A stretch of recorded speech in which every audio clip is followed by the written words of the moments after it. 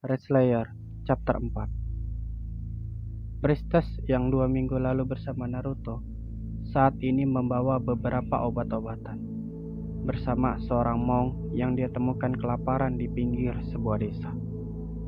Merasa ditolong, monk muda dengan rambut mangkok menawarkan diri menjadi pengawal dari sang pendeta wanita kemanapun dia pergi. Kalau kau hendak berpetualang, cobalah cari rekan yang bisa dipercaya.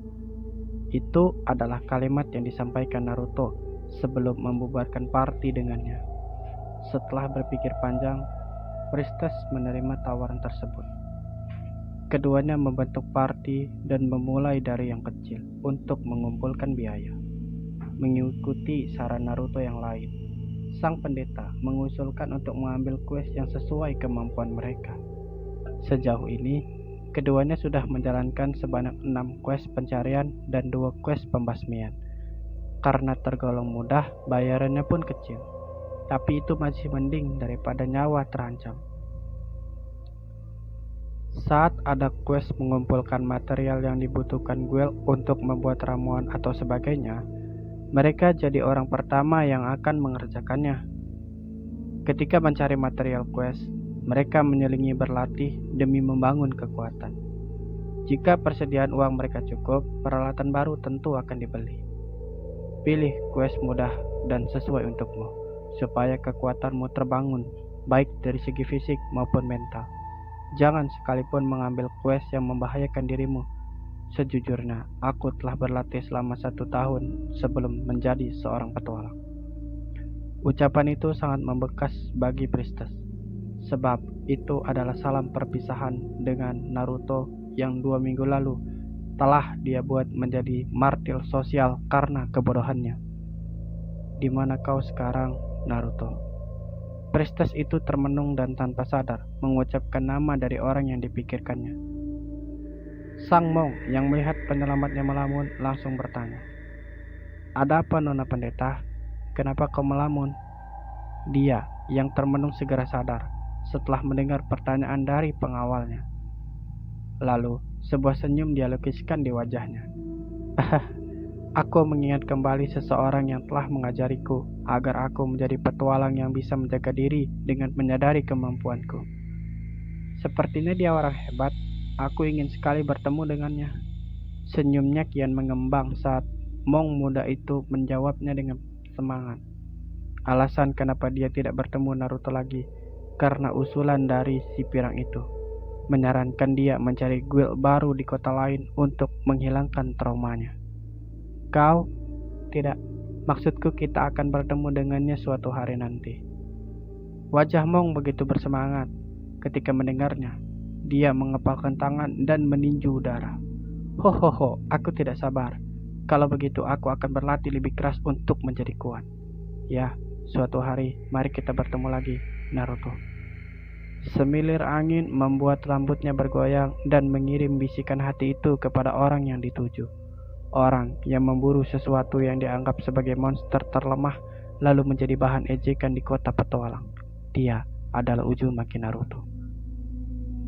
3 bola mengeluarkan asap pekat, melayang menuju ruang dalam gua yang agak besar. Disusul sebuah obor menjadi penerang bila ada sesuatu yang datang.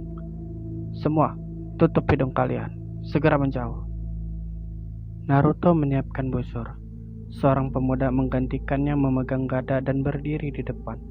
Seorang lagi memegang tempat set anak panah, sedang tetua desa bertugas memegang obor lain. Rencana miliknya apa akan berhasil? Kita akan membuat para Giant Rat keluar dari sini dengan asap. Kau, ambil gada ini, bersiap di depan. Bunuh setiap Giant Rat yang lolos dan jangan pernah ragu sedikit pun. Mereka tidak akan ragu untuk menggigit dan mengoyak tubuhmu. Tetua desa, pegang obornya dan jaga dengan baik. Lalu kau yang terakhir, pegang tempat anak panah ini dan berdiri di sampingku. Tetua desa mengingat kembali apa yang diucapkan Naruto dan seperti yang direncanakan. Beberapa ekor Giant Rat yang memiliki tinggi 50 cm merangkak menuju arah mereka. Gerombolan tikus terlihat berkat obor yang dilemparkan sebelumnya menjadi penerang. 1, 2, 3, dan seterusnya. Anak panah melesat cepat, mengarah ke bagian vital dari tikus-tikus itu. Ada beberapa yang hanya tergores, tapi itu segera dimusnahkan oleh pemuda yang memegang gada. Dia memukul kepala tikus itu hingga pecah, lalu darah berceceran di lantai. Naruto tanpa henti menggempur Rat yang mencoba melarikan diri karena terganggu dengan adanya asap tebal. 27, 28, 29, 30. Suara menghitung Naruto dibarengi dengan satu anak panah yang tertancap di tubuh para Giant Rat. Sebagai hasilnya, mereka mati bergelimpangan. Tetua desa dan dua warga melihatnya takjub, sebab serangan yang dilancarkan Naruto tepat sasaran. Meski tempat ini minim cahaya penerang, pemuda ini mampu memanah dalam ruang sempit dan gelap ini. Sepertinya aku salah meremehkan dirinya ketika baru datang. Dari mana dia belajar teknik memanah seperti itu? Walau musuhnya bergerak, tapi dia bisa mengenainya dengan tepat. Semua yang melihat kemampuan Naruto hanya melontarkan kata itu dalam hati masing-masing. Mereka tidak menyangka seorang pemuda berusia 16 tahun bisa melakukan hal seperti itu. Satu Rat terakhir muncul. Sayang, anak panah sudah habis. Semua terkejut. Si pemegang gada responnya terlalu lambat. Giant Rat itu mencoba menyerang. Monster itu melompat ke arah mereka. Naruto segera menarik belati berukuran 30 cm yang terselip di pinggangnya, menggerakkan tubuhnya lalu menusuk kepala Giant Rat itu. Kepala hewan itu mengeluarkan darah segar karena tusukan yang dibenamkan Naruto. Ketua desa segera mundur dan terjatuh di tanah, sebab terkejut dengan apa yang terjadi di depannya. 52. Cukup banyak juga, dan itu yang terakhir. Mereka menelan ludah karena hampir terkena serangan. Sedang Naruto masih bisa tenang, bahkan bisa membunuh Giant Rat terakhir yang mencoba menyerang. Meski terlihat tenang dan tidak terpengaruh, nyatanya dada Naruto kembang-kempis. Faktor kelelahan ditambah minimnya udara di dalam gua ini menjadi penyebabnya. 3 orang pria di situ menatap tidak percaya dengan apa yang sudah dilakukan Naruto. Hampir saja, rifle miliknya sangat bagus. Suge. Kalimat itu hanya menggema dalam kepala mereka. Setelah stamina mereka sedikit kembali, Naruto dan 3 orang tersebut memeriksa ruang agak besar itu untuk mengetahui ada apa di sana. Sebelumnya, Naruto mengumpulkan kembali anak panah yang menancap di mayat para Giant Rat. Setelah ditelusuri dan dilihat sekilas, tempat mereka berbentuk bundar. Di ujung sisi salah satu sudut terdapat sebuah altar khusus tempat menaruh sesuatu. Ternyata mereka belum mendapat anugerah. Apa maksudmu? Coba lihat altar itu. Mereka bertiga melihat ke arah yang ditunjukkan Naruto dan terkejut bukan main. Di situ terdapat altar dengan sebuah patung Giant Rat yang memiliki tubuh manusia, sedang memegang tongkat sihir. Di ujung tongkat itu terdapat batu permata berwarna hijau. Sedang kepala dari Giant Rat itu memiliki tanduk. Tubuhnya terselimuti kain lusuh berwarna coklat. Hal seperti ini hanya bisa dilakukan oleh Giant Rat yang setengah evolusi atau sudah berevolusi. Apa maksud dari semua ini? Altar itu digunakan oleh mereka untuk menyembah evil god bernama The Hornet Rat. Terserah jika kalian tidak percaya. Aku sudah menjelaskan dan sepertinya kita beruntung karena menghabisi mereka tepat waktu sebelum mereka mendapat anugerah. Apa yang disampaikan Naruto membuat ketiga orang terkejut. Mereka sama mengenyitkan dahi sebab kurang paham dengan apa yang diucapkan Naruto. Jadi mereka berdoa juga? Iya, tapi kepada dewa kegelapan. Mayoritas manusia berdoa pada Dewi Freya yang tergabung dengan Order of Freya atau beberapa dewa yang terkenal. Desa kami adalah pemeluk Order of Freya. Dulu ada sebuah patung di tempat kami, lalu karena suatu hal patung itu hancur. Mungkin karena itu para Giant Rat berani mendekat. Para dewa dan dewi bisa menyalurkan keajaiban kepada manusia hanya bila ada perantara atau ada relik suci yang menggambarkan sosok dewa atau dewi tersebut. Selama ada lirik suci atau sekelompok orang yang menyembahnya, maka dewa atau dewi yang bersangkutan akan berkenan melindungi. Mungkin saja. Kalau tidak merepotkan, maukah kau membelikan kami sebuah patung baru? Untuk menyewa seorang pemahat agar mau mengerjakan satu patung sederhana saja membutuhkan biaya yang banyak. Belum lagi perlu ada batu permata atau sesuatu yang suci, di mana itu berhubungan dengan dewa atau dewi bersangkutan. Menambah repot pekerjaan itu. Aku datang membasmi Giant Rat, sisanya terserah kalian. Kau benar. Naruto mengabaikan keluhan dari tetua desa. Segera dia mendekati altar untuk menatap lebih dekat patung tersebut. Matanya terisi emosi kuat yang selama ini ditahan. The Hornet Rat. Tanpa sadar dia menggumamkan nama dari patung itu. Dewa yang menjadi sesembahan para Giant Rat. Segera tangannya mengambil tongkat itu dan mematahkannya. Apa yang kau lakukan? Tidak ada tanggapan dari ucapan memprotes perbuatan yang baru dilakukannya. Segera dia mencungkil batu permata hijau yang ada di tongkat itu dan menaruhnya di tas. Tongkat yang sudah dia patahkan dilemparkan ke arah wajah patung itu. Ambil itu, dasar tikus sialan. Naruto turun dari altar dan menyulut dengan api obor membuat patung itu terbakar. 3 orang itu hanya bisa melihat dalam bisu, sebab tidak berani menghentikan kegiatan pemuda tersebut. Wajah darinya menyiratkan kata, "Jangan coba halangiku."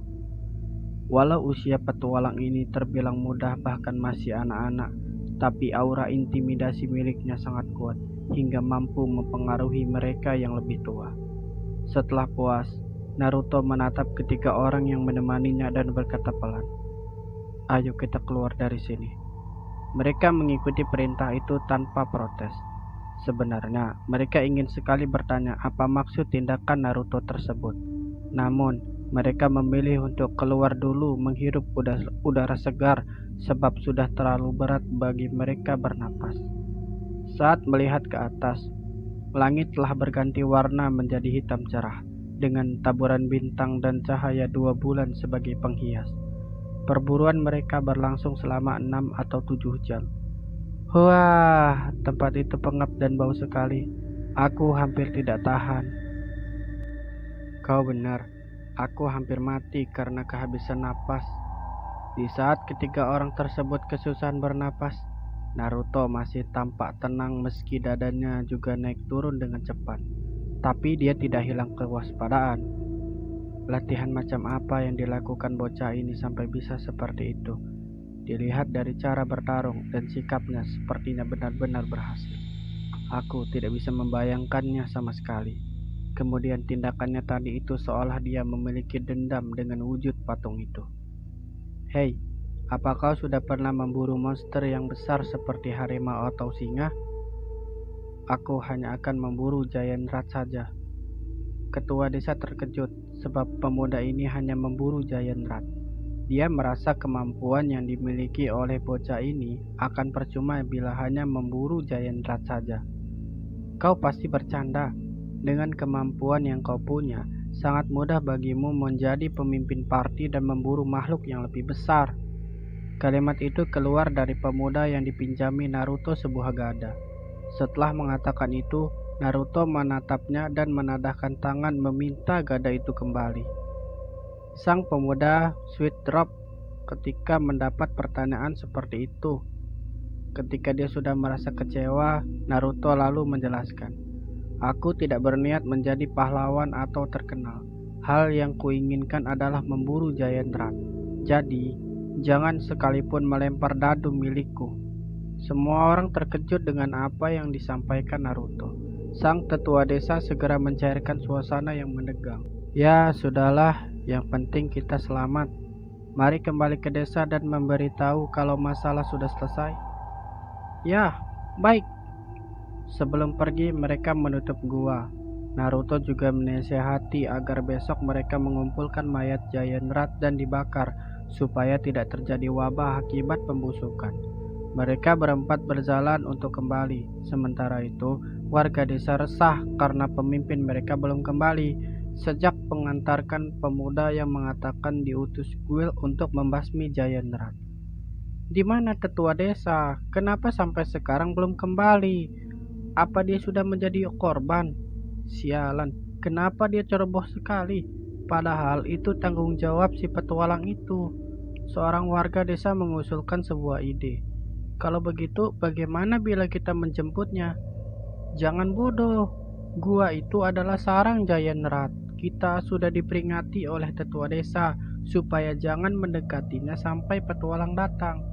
Tapi bagaimana sekarang? Warga desa sangat cemas ketika pembicaraan tentang sang tetua desa mencapai klimaks. Di kejauhan muncul sebuah cahaya merah bersinar layaknya bintang di kegelapan malam. Hei, apa itu? Salah seorang warga di antara kerumunan itu menunjuk ke arah sumber cahaya dan semua warga mengikuti arah yang ditunjuknya. Ketika melihat itu, para warga berharap semoga itu adalah sang tetua desa dan dua warga yang lain. Ketika cahaya itu makin mendekat, nampaklah sang tetua desa dengan dua orang warga, serta seorang petualang muda yang kabarnya datang untuk membasmi Giant Rat. Tetua desa, syukurlah kau selamat. Wah, kalian berpikir aku akan mati dengan mudah di sana. Hahaha. Phew, padahal kau sendiri hampir diserang oleh seekor Giant Rat. Sialan, bisa tidak kau membiarkanku sedikit keren di depan wargaku sendiri? Tetua desa menjentikkan lidahnya ketika selesai mengatakan itu. Para warga yang mendengar sang tetua kesal terkikik geli melihat wajahnya mengkerut sebal.